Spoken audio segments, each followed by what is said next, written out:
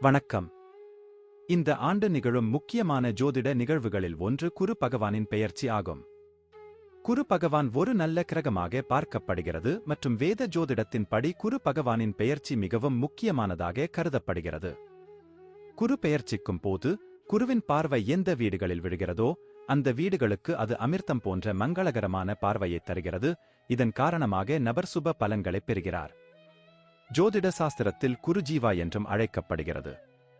சனிக்கு அடுத்தபடியாக மெதுவாக நகரும் இரண்டாவது கிரகமாக குரு கருதப்படுகிறது மற்றும் இது சுமார் 13 மாதங்களில் ஒரு ராசியிலிருந்து மற்றொரு ராசிக்கு பயணிக்கிறது.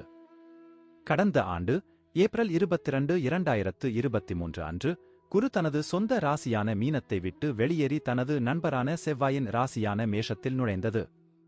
இப்போது குரு பகவான் 2024ஆம் ஆண்டு ரிஷப ராசியில் அரக்கன் குரு சுக்கிரனின் ராசியில் பெயர்ச்சிக்கப் போகிறார்.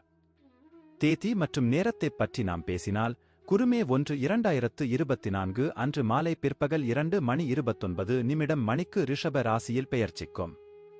அங்கு ஒரு மாதத்திற்குப் பிறகு ஜூன் 3, 2024 அன்று அதிகாலை 3:21 மணிக்கு அது அமைப்பில் இருந்து எழுச்சி நிலைக்கு வரும். குரு அஸ்தமனம் செய்யும் காலத்தில் திருமணம் போன்ற சுப காரியங்கள் நடைபெறாமல் மீண்டும் குரு உதயமாகும் போது இப்பணிகள் மீண்டும் தொடங்கும்.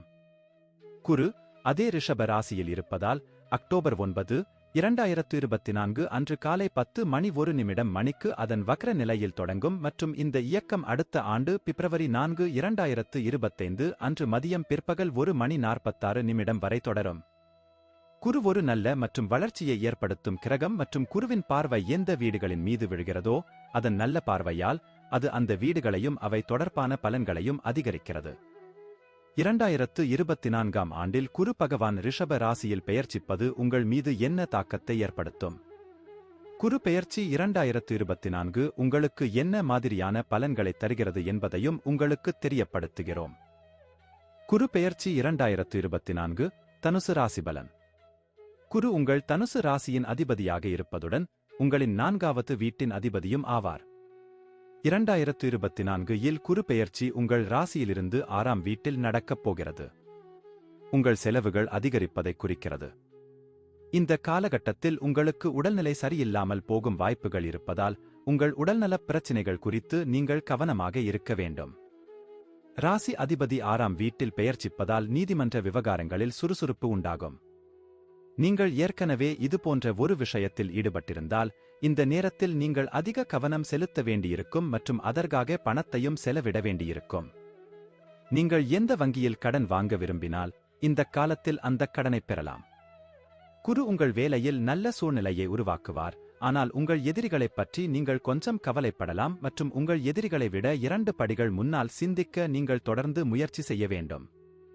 6வது வீட்டில் அமைந்திருப்பதால் குரு பகவான் தனது 5ஆம் பார்வையில் இருந்து உங்களின் 10ஆம் வீட்டையும் 7ஆம் பார்வையிலிருந்து 12ஆம் வீட்டையும் 9ஆம் பார்வையில் இருந்து உங்கள் 2ஆம் வீட்டையும் பார்ப்பார். குரு பெயர்ச்சி 2024இன் படி கடின முயற்சியின் மூலம் நீங்கள் வெற்றி பெறுவீர்கள். இந்த காலகட்டத்தில் நீங்கள் எந்தவொரு சொத்தையும் தொடக்கூடாது, ஏனெனில் அது சர்ச்சைக்குரியதாக இருக்கலாம் மற்றும் அதன் காரணமாக நீங்கள் சில சவால்களை எதிர்கொள்ள வேண்டியிருக்கும். இந்த பெயர்ச்சி காலத்தில் உங்கள் தாயின் உடல்நிலையும் எதிர்மறையாக பாதிக்கப்படலாம், எனவே அவரது உடல்நிலையை உன்னிப்பாக கவனித்து தேவைப்பட்டால் மருத்துவரை அணுகவும். மத வழிபாட்டு பயணங்கள் மற்றும் புனித தலங்களுக்கு செல்ல வாய்ப்புகள் இருக்கும். 12ஆம் வீட்டில் குருவின் அம்சம் செலவுகளை அதிகமாக காட்டுகிறது. கடினமான சவால்களுக்குப் பிறகு பணம் சம்பாதிப்பதற்கான வாய்ப்புகள் இருக்கும்.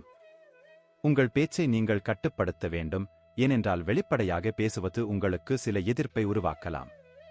மே 3 மற்றும் ஜூன் 3க்கு இடையில் குரு அதன் நிலையில் இருப்பதால் உங்கள் ஆரோக்கியத்தில் நீங்கள் சிறப்பு கவனம் செலுத்த வேண்டும். இந்த காலகட்டத்தில் சில நோய்கள் உங்களை தொந்தரவு செய்யலாம். குரு பகவான் தனது வக்ர இயக்கத்தை அக்டோபர் 9 முதல் தொடங்கும். இந்த காலகட்டம் உங்கள் வேலையில் நல்ல வெற்றியைத் தரும், ஆனால் உங்கள் ஆரோக்கியத்தை கெடுக்கும்.